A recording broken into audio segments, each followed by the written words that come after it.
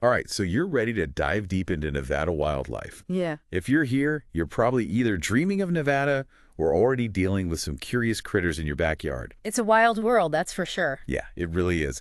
And today, we've got a fascinating lineup. Yellow-bellied marmots, those pocket gophers, moles, ground squirrels. Think of those as our underground dwellers. Right. And then we'll head above ground. Rattlesnakes, jackrabbits, even pigeons, sparrows, and woodpeckers. Oh, wow. And finally, we'll peek into the night shift. Bats and skunks. Sounds fun. It is going to be fun, but here's Yeah. the thing. This isn't just about, pest control. Right. Our mission today is to equip you with the knowledge to coexist with these animals, Yeah, understand their habits, respect their place, and find that balance, that's important. between their needs and ours, especially here in Nevada. Because let's face it, we're moving into their territory. Exactly. All right, let's start with those underground dwellers. First up, the yellow-bellied marmot. You know, those rock chucks. They're known for their impressive hibernation schedule, right? Oh, absolutely. I mean, these guys take beauty sleep to a whole new level. They spend about 8 years of their 15-year lifespan hibernating. Wow, that's more than half their lives underground. It is. That's some serious commitment to catching Z's. Now, I've heard they can cause some trouble for homeowners, with their burrowing. Is that a big concern in Nevada? Well, their burrows can impact foundations, but here's the thing. They generally prefer slopes and rocky areas. Okay. So if you're building on flat land, you're probably less likely to have a marmot move in next door. Good to know. So location plays a big role. All right, let's move on to our next digging duo, gophers and moles. Now, I know they both make those mounds, but how can we tell them apart? So picture this. You're strolling through your yard and you see a mound, Yeah? shaped like a horseshoe lying on its side, with the tunnel opening at one end of the U. That's your gopher calling card. Oh, wow. Mole mounds, on the other hand, look more like tiny volcanoes. Okay. Just a cone-shaped pile of dirt. That's a great visual. Ah, So I'll definitely be looking out for those horseshoe mounds now. So let's say I've got gophers setting up a subterranean buffet under my garden. What's the most effective way to manage them? well, for larger populations, baiting is often the go-to method. Right. And there's this technique they use that's quite clever. Oh, It's sure. called the probe technique. Probe technique. Yeah. Imagine you're a detective, Uh-huh. but instead of fingerprints, you're searching for gopher tunnels. Oh, I like that. You use a long, thin probe to gently explore the ground until you feel that telltale give. You've struck gopher gold. It's like fishing for gophers, Kinda. except instead of a hook, you're using this probe to map out their underground world. Exactly. But why is this method so effective? Yeah. What's going on beneath the surface that makes it work so well? Well, that's where it gets fascinating. Okay. Gophers have these intricate tunnel systems, deeper main tunnels connecting the mounds you see above ground. The probe technique targets those main tunnels, those gopher highways, I see. allowing you to place the bait directly where they're most active. These are intercepting them on their daily commute. You got it. That makes a lot of sense. What about moles? Yeah. Is it a similar approach? Moles are a bit trickier. Okay. They tend to have smaller, more localized tunnel systems, so baiting isn't as effective. Mm-hmm. Trapping is usually the preferred method for mole control. But always remember to check local regulations and consider humane options. Right. Responsible wildlife management is key. Okay, last but certainly not least, in our underground lineup, ground squirrels. Yeah, I know they can be cute, they are. but they also come with some serious warnings. You've got that right. Ground squirrels, particularly in areas where people have been feeding them, can carry diseases like plague and tularemia. Whoa, that's a bit alarming. It is, and it's why it's so important to admire them from a distance. Avoid direct contact, never feed them, and let's shift our focus above ground to another creature that commands respect, Okay. the rattlesnake. When I think about moving to Nevada, one of the things that pops into my mind is rattlesnakes. Tell me, what do I really need to know about these guys? First and foremost, how to identify them. Okay. Now, you've probably heard about the rattles, Yeah. but those can be misleading. Rattlesnakes can lose them, and young ones haven't developed them yet. So what else should we be looking for? The classic triangular head, wider than the neck. Right. A stout body, and this is key, vertical pupils. Oh, Most harmless snakes have round pupils, so those vertical pupils are a big red flag. whoa, that's a serious red flag. So if I see a snake with vertical pupils, it's time to back away slowly, right? You got it. Yeah. And of course, many rattlesnakes have those distinctive diamond blotchy chevron-shaped markings. All right, mental note made. Vertical pupils, triangular head, keep my distance. Right. Now, how about making our yards less inviting to these slithery visitors? What kind of snake-proofing strategies actually work? Think of it like building a fortress they can't breach. A good fence is your first line of defense. We're talking quarter-inch mesh hardware cloth, at least 3 feet high, with the bottom buried a few inches into the ground. Okay, so that's pretty standard fencing. Is there anything else that makes it extra snake-proof? Here's a pro tip. Slant the fence outwards at about a 30-degree angle. Oh, okay. This makes it much harder for snakes to climb over, I see. especially if you keep the area around the fence clear of vegetation and debris. Smart thinking. Yeah. Now, on to those jackrabbits. Okay. They seem harmless enough, but I've heard their populations can fluctuate wildly. Oh, they definitely go through boom and bust cycles. Really? The numbers can explode, then suddenly crash due to diseases like tularemia, sometimes even plague. Wow, nature's roller coaster. So if those jackrabbits are turning my garden into a salad bar, is fencing the best solution? Fencing is definitely your friend here too. But jackrabbits are more athletic than snakes. We're talking a taller fence, about 4 feet high, with smaller mesh, 1.5 inch, and buried at least 6 inches deep. And again, that outward angle is key to deter those determined hoppers. Got it. So those are our primary diggers and hoppers, the terrestrial troublemakers, if you will. But now let's take to the skies with our feathered friends, or perhaps foes in some cases. Pigeons. They seem harmless enough, but I hear they can cause quite a bit of damage. More than you might think. Their droppings are highly acidic, and over time they can really damage buildings and structures. Plus, there's the health concern. Pigeon droppings can carry diseases transmissible to humans. Like what? Just how worried should we be? We're talking things like salmonellosis, histoplasmosis, and even encephalitis in some cases. It's not something to take lightly. Okay, so those cute little cooing birds are actually harboring some serious health risks. How do we discourage them from setting up shop? Well, a lot of the traditional methods, like frightening devices or sticky repellents, are only temporary fixes. Pigeons are persistent, and they adapt quickly. So what actually works? Exclusion is the most effective long-term solution. You have to physically block them from those tempting roosting and nesting spots. Think netting, spikes, or other barriers that make it physically impossible for them to land and settle in. Makes sense. Now, what about sparrows? They seem to be everywhere, chirping away. Are they as much of a concern as pigeons? They're not as big of a health risk, but their droppings can still be a nuisance, especially in areas where people gather. Right. And those chirping serenades, they can get pretty intense, especially during breeding season. Yeah, I can imagine a whole flock of sparrows getting a bit loud. So Yeah. is the solution the same? Exclusion. Exactly. Seal up any cracks or crevices where they might build a nest. Okay. And if you have bird feeders, switch to types that are less appealing to sparrows. They're opportunistic eaters, so they'll find other food sources if you make your yard less inviting. All right, before we move on to our nocturnal neighbors, one last quick question about feathered friends. Woodpeckers. Yeah. They're not usually considered pests, but I understand they can get a little too enthusiastic about drumming on houses. You're right. They're not intentionally trying to be a nuisance, but sometimes they mistake siding for a perfect drumming or nesting spot. The good news is that mechanical barriers like nylon netting or chicken wire can be effective in deterring them. So if you hear that telltale drumming getting a bit too close for comfort, it's time to put up some barriers. Exactly. And speaking of protection, let's talk about our next group, those fascinating nocturnal neighbors, bats and skunks. All right, let's dive into the night shift. Now, bats often get a bad rap, but I hear they're actually incredibly beneficial creatures. Is that true? Absolutely. Bats are voracious insect eaters, Really? consuming huge quantities of mosquitoes, moths, and other pests. They're like nature's pest control squad, working hard to keep our ecosystems in balance. So before we get into any concerns, let's give bats their due credit. They're the unsung heroes of the night. Now, I know in Nevada, many bat species are protected. Does that affect how we can interact with them? It definitely does. Nevada law is very specific about how you can handle bats. Poisons and traps are completely off the table. It's all about humane methods like exclusion and repellents. So, if you've got bats roosting in your attic, it's time to call in a professional who specializes in bat removal. They can help you safely and legally exclude the bats and prevent them from returning. Exactly. And speaking of professionals, let's talk about another animal that often requires expert help. Skunks.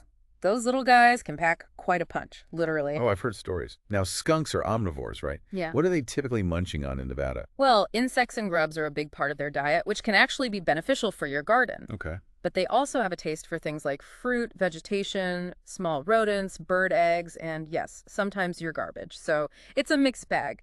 Sounds like it. So how do we keep these smelly visitors from becoming a problem in the first place? Like bats, there are no registered toxicants for skunk control that a homeowner can use. Okay. And those home remedies you might hear about, Right. usually not very effective. Exclusion is really the best approach. Think about sealing up any potential entry points around your home, like gaps under porches or decks. And I'm guessing securing those garbage cans is key, too. Absolutely. Don't give them any reason to come snooping around. Now, trapping can be effective, but it's important to use the right type of trap.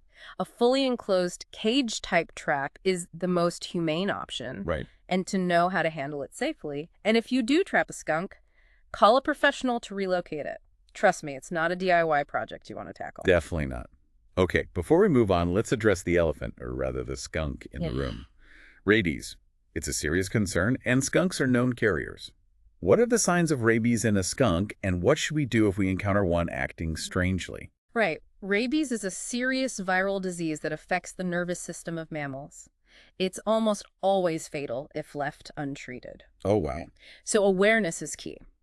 Now, a rabid animal often exhibits noticeable changes in behavior. Okay. They might act unusually aggressive, disoriented, or even paralyzed. Excessive drooling or difficulty swallowing are also red flags. I see. And be wary of nocturnal animals like skunks wandering around during the day. So any animal acting out of character is a reason to be cautious. Exactly. And the most important thing is to avoid any contact with wild animals, especially those exhibiting these symptoms. If you see an animal you suspect might have rabies, call animal control immediately. And if you are bitten or scratched by a wild animal, it's crucial to seek medical attention right away. Absolutely. Rabies is preventable with early intervention, so don't hesitate to seek medical help. Okay, that's some important information to keep in mind. Now let's shift gears and talk about another group of animals that can sometimes cause problems. Birds. Birds are fascinating creatures, and they play a vital role in the ecosystem. But just like any wildlife, they can become a nuisance if they start encroaching on our spaces. Absolutely. Right, and we've already talked about pigeons and sparrows, but are there any other feathered friends that can cause headaches for homeowners? Well, woodpeckers, for example, can sometimes become a problem. They're amazing birds, but their drumming and pecking can be quite destructive, especially if they decide your house is the perfect spot for a new nesting cavity. So how do we discourage them from setting up shop on our homes? First, try to make your home less attractive to them. Woodpeckers are often drawn to areas where insects are plentiful, so keeping your trees and shrubs healthy and free of pests can help. So it's about addressing the root of the problem, the insects that are attracting the woodpeckers in the first place. Exactly. You can also try making your home less appealing as a drumming or nesting site. Okay. Covering vulnerable areas with metal flashing or netting can deter them. Basically making it less fun for them to hang out on your house. Right. And if you're dealing with a particularly persistent woodpecker, you might want to consult with a wildlife professional. They can offer more specialized advice and help you come up with a safe and effective solution. Okay, now let's talk about another bird that can be a nuisance. The flicker. Yeah. It's a type of woodpecker, but it has some unique habits that can make it a real challenge to deal with. Flickers are fascinating birds.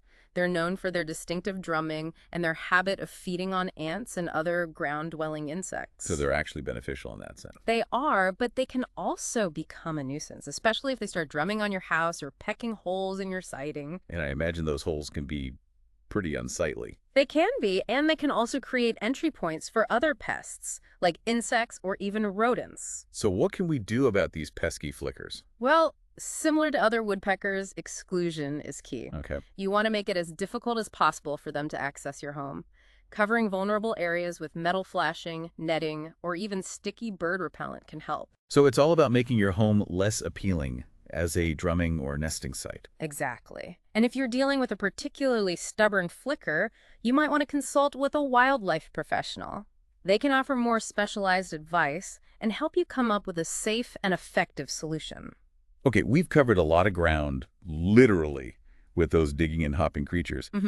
But let's zoom back in on those gophers and their intricate tunnel systems. Okay. We talked about the probe technique for baiting, Right. But could you, like, walk us through that process again? It sounds like there's a real art to it. Yeah, you're right. It's not just about randomly poking holes in the ground. Remember those horseshoe-shaped mounds? Uh-huh. Well, the probe helps you locate the deeper main tunnels that connect those mounds, those gopher highways, as we called them. Right, so you're targeting those main thoroughfares, Exactly. the routes they use most frequently. Right.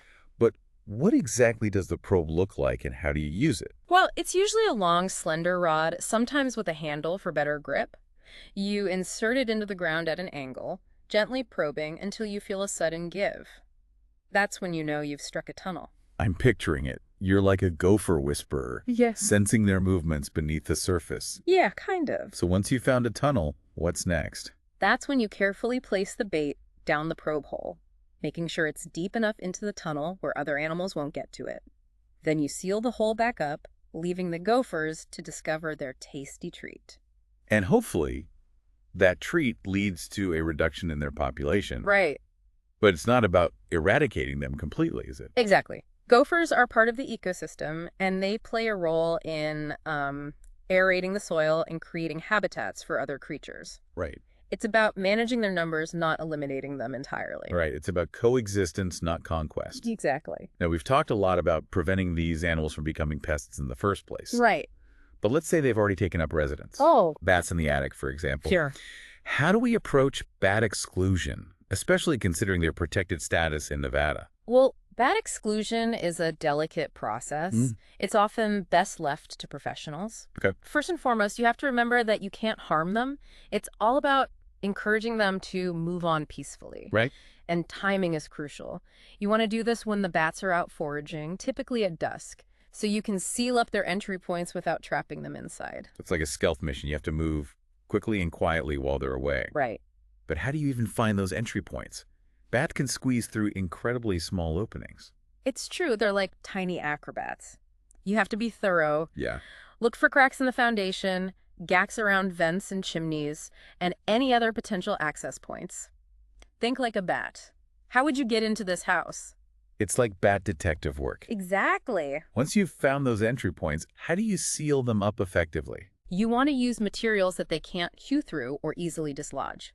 Caulk, steel wool, and hardware cloth are good options. Okay. The key is to create a barrier they can't penetrate. And I imagine this has to be done meticulously. Miss even a tiny spot and they'll find their way back in. Absolutely. It's a game of patience and precision. And here's another important point. Okay. Once you've excluded the bats, you need to clean up any droppings or guano that might be left behind. Okay. Bat droppings can carry a fungus that causes a respiratory illness called histoplasmosis, so you want to handle this carefully. Definitely don't want to be breathing in bat guano dust. So wear a respirator and gloves and thoroughly disinfect the area where the bats were roosting. All right, bat exclusion. A job best left to the professionals who know how to do it safely and effectively. Now let's switch gears and talk about those skunks. We talked about preventing them from denning under our homes, but what if they've already moved in? Right. How do we encourage them to move along, especially considering we can't use lethal methods? Well, skunks can be tricky. If possible, the best approach is to wait until the young skunks are old enough to leave the den on their own, Okay. usually by late summer or early fall. During that waiting period, you can start taking steps to prevent them from returning. Remember that exclusion is key. Sealing up any potential entry points around your home, like gaps under foundations or porches. So it's a combination of patience and proactive prevention. Exactly. And I imagine if you have a family dog, keeping them away from potential skunk dens is also a good idea. Absolutely. Skunk encounters can be quite memorable, but not in a good way. Okay, so we've covered bats and skunks, but there's one more animal we discussed that can carry rabies. Raccoons. They're notoriously clever creatures, and they seem to be able to get into just about anything. Yeah, they can. What are the signs of rabies in a raccoon, and what should we do if we encounter one acting strangely? Well, raccoons, like skunks, can exhibit similar behavioral changes when infected with rabies. They might act unusually aggressive or disoriented, stumble around, or drool excessively. They might also be out during the day when they're typically more active at night. And remember, any wild animal that approaches you without fear should be considered a potential danger. So the same rules apply. Avoid contact, call animal control immediately, and if you're bitten or scratched, seek medical attention right away. Exactly. It's always better to err on the side of caution when it comes to rabies. Now, let's shift our focus to another topic: dealing with the aftermath of a wildlife encounter. That's an important point. Yeah. It's not just about preventing these encounters, but also knowing how to clean up and disinfect areas that have been frequented by wildlife. Right. Whether it's bats in the attic, raccoons in the chimney, or skunks under the porch, you want to make sure you're handling the situation safely and effectively. So let's say you've had a family of raccoons living in your attic, and you've successfully excluded them. What are the next steps? Safety first. Before you start cleaning up, protect yourself from potential hazards.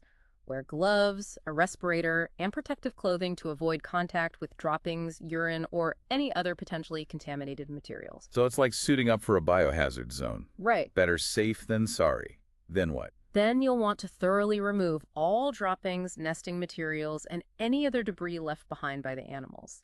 Dispose of these materials properly, usually in sealed bags. And what about disinfecting the area? Disinfection is crucial. You can use a solution of bleach and water, about 1 cup of bleach per gallon of water, to kill any bacteria or viruses that might be present. Make sure to ventilate the area well while you're cleaning and disinfecting. And I imagine this process would be similar for any wildlife encounter, whether it's bats in the attic or skunks under the porch. Right. The key is to protect yourself. Remove all contaminated materials and thoroughly disinfect the area. And if you're ever in doubt, it's always best to consult with a professional wildlife removal service. They have the experience and expertise to handle these situations safely and effectively. So we've talked about managing nuisance wildlife, but what about taking a more proactive approach? Okay. Instead of just reacting to problems, what if we designed our living spaces to be both wildlife-friendly and protective of our own needs? That's where things get really exciting. It's about fostering a sense of coexistence. Imagine creating landscapes that deter pests naturally while also providing habitats for beneficial species. So working with nature, not against it. Exactly, and there's a whole field dedicated to this. Xeriscaping. It's all about using native plants, drought-tolerant landscaping, and smart design. You get beautiful, functional outdoor spaces that require less water and maintenance, and they're less attractive to pests. Okay, I'm intrigued. So less work for me and a more harmonious relationship with nature. Sign me up. But can you give me some specific examples? What kind of native Nevada plants would work well for this? Well, instead of a traditional lawn that needs constant watering, picture a yard filled with vibrant desert marigolds, or maybe a patchy plume with its feathery blooms. These are not only drought tolerant, but also attract pollinators like bees and butterflies. So I'm swapping out a thirsty lawn for a buzzing, fluttering pollinator paradise.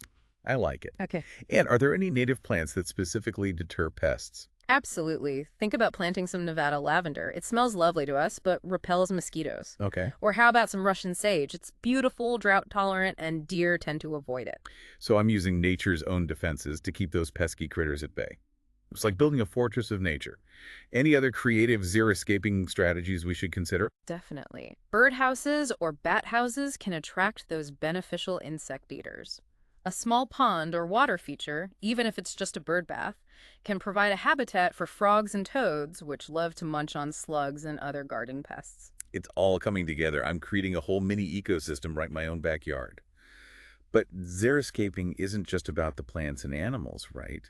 What about design elements? You're right. For example, gravel pathways instead of mulch can reduce hiding places for rodents and insects. And strategically placed rocks or boulders can provide sunning spots for lizards, which are natural predators of insects. That's like a giant puzzle, fitting all the pieces together to create a sustainable, wildlife-friendly space. Exactly. And the best part is, it benefits everyone. You get a beautiful, low-maintenance landscape, and the local wildlife gets a healthy habitat. So we're not just talking about managing nuisance wildlife. We're talking about creating a world where humans and wildlife can thrive together. Precisely. It's about understanding that we are all interconnected and that our actions have ripple effects throughout the ecosystem. That's a powerful reminder.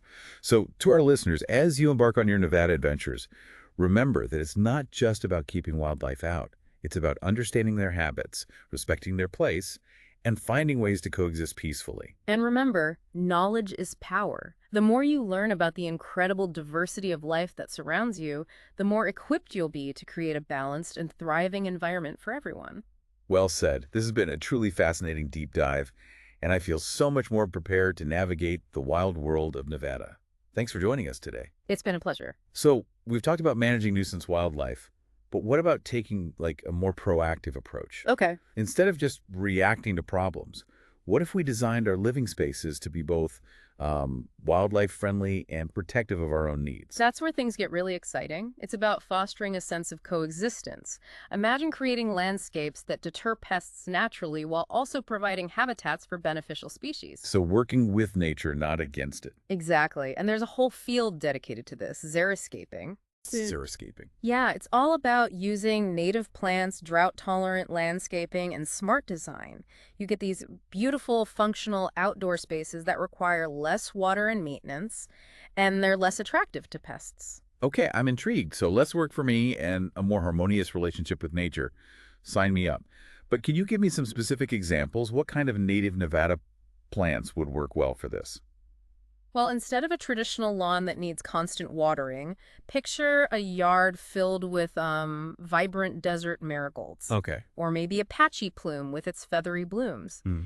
These are not only drought tolerant, but also attract pollinators like bees and butterflies. So I'm swapping out a thirsty lawn for a buzzing, fluttering pollinator paradise. Exactly. I like it. And are there any native plants that specifically deter pests? Absolutely. Think about planting some Nevada lavender. It smells lovely to us, but repels mosquitoes. Oh, Or no. how about some Russian sage? It's beautiful, drought tolerant, and deer tend to avoid it. So I'm using nature's own defenses to keep those pesky critters at bay.